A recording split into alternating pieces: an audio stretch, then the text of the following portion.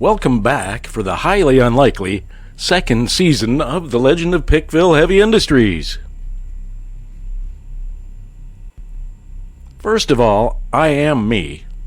The me that comes from your timeline. If Town Lake stops at Mesa on the east and Phoenix on the west. If that doesn't fit your timeline, then I'm not your me.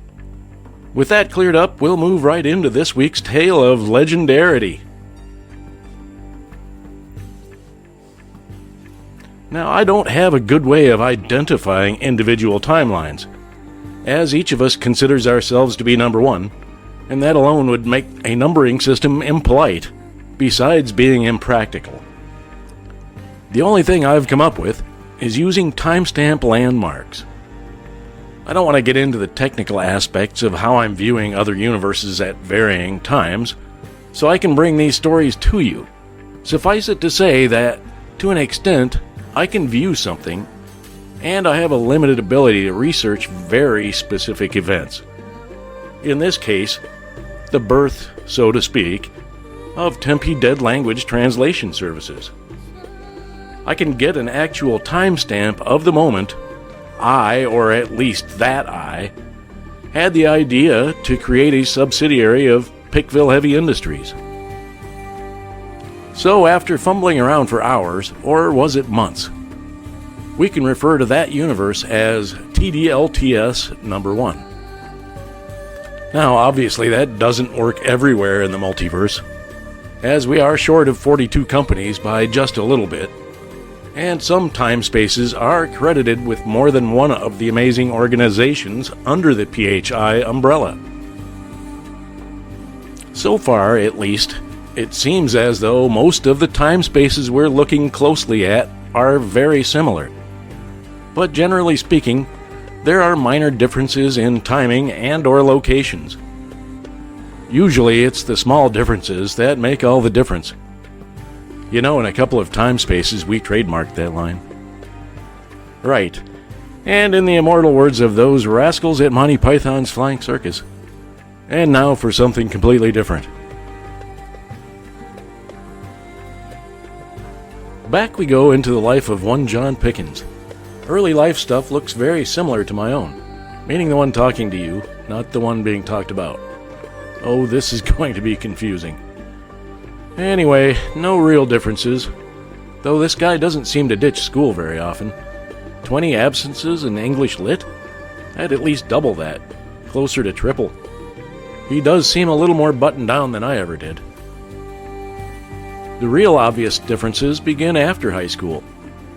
He doesn't spend nearly as much time sleeping off a hangover in the dispatch tower of Ray Cordy Chevrolet's service department, under Ardell's feet.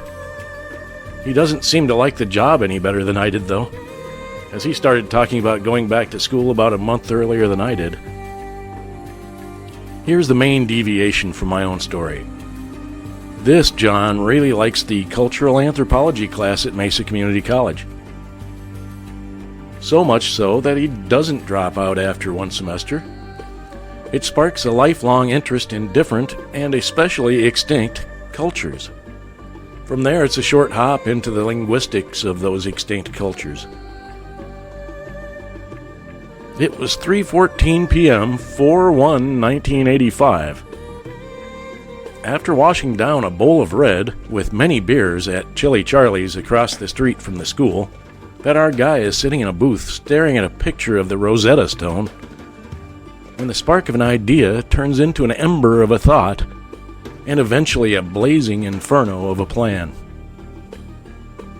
Translating hieroglyphs into Sanskrit, and then into Old Norse, led to the kind of laughing fit that gets the bouncer's attention. Explaining what was so funny did not help. The look on the big one's face was hilarious, though. We skip along to the late 80s.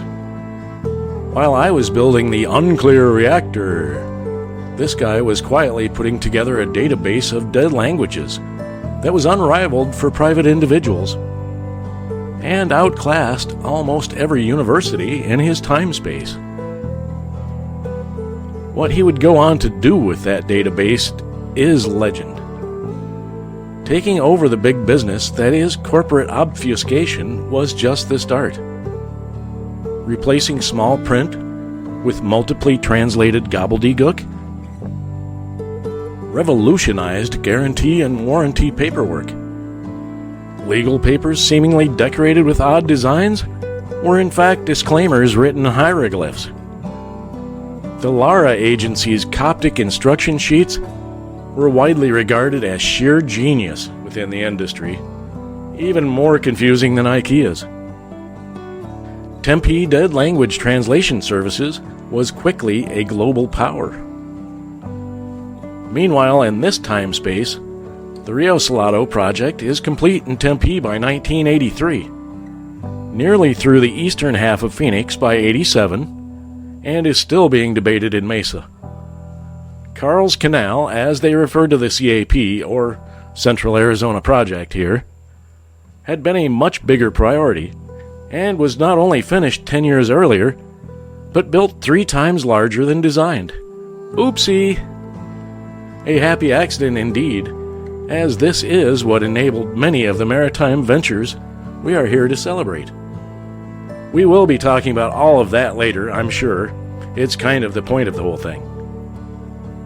How did a weird idea, like translating one dead language into another, become a multiversal, multimedia, multi-billion-dollar hobby? Well, it didn't start as a business. It didn't even start as a plan. It started as one John Pickens, not me, but a me, sitting in Chili Charlie's full of red chili and beer, staring at a picture of the Rosetta Stone and thinking, what if I were to translate one language to another, then take the translation and translate it into a third? And the answer was, it was funny, dangerously funny. Funny enough to get a bouncer involved. From there, the whole thing snowballed exactly the way you'd expect from a Pickens with too much curiosity and not enough adult supervision. 1.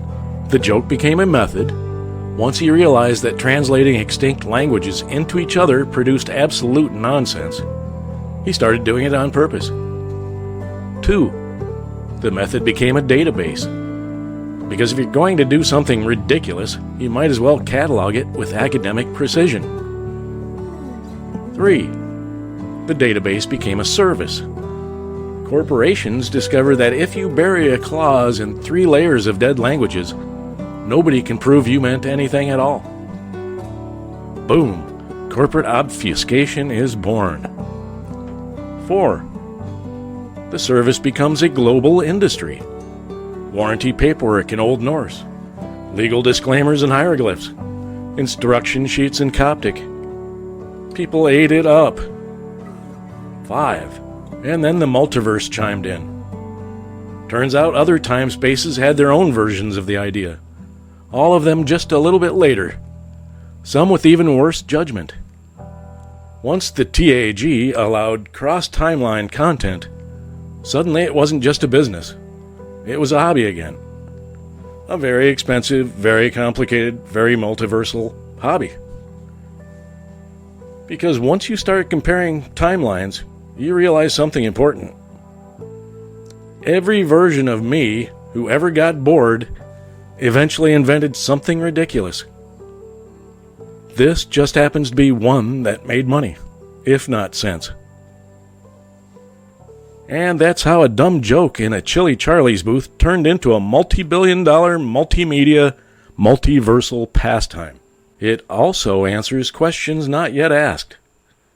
If you want answers to those questions, or rather, if you want the questions for that answer, you will need to return for more of The Legend of PikVille Heavy Industries. Stay heavy, man.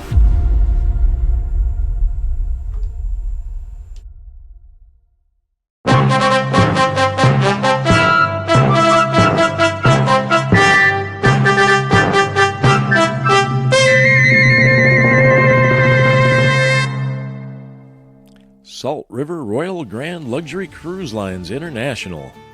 Take a full 2-week cruise in just 20 minutes. Why wait for relaxation when our unclear-powered luxury liners can deliver it before you've even left the dock? With SRR-GCLI, you'll enjoy all the indulgence of a 14-day voyage, all the convenience of a Tempe coffee break, all the memories of a trip you technically didn't have time to take, and all the souvenirs from a timeline where you did. Whether you're sailing the future waterway, the revised waterway, or the waterway that should have been finished in 1982, our fleet ensures you experience every moment of luxury, compressed, expanded, or rearranged to fit your schedule. SRR-GCLI, luxury so grand, even time makes room for it.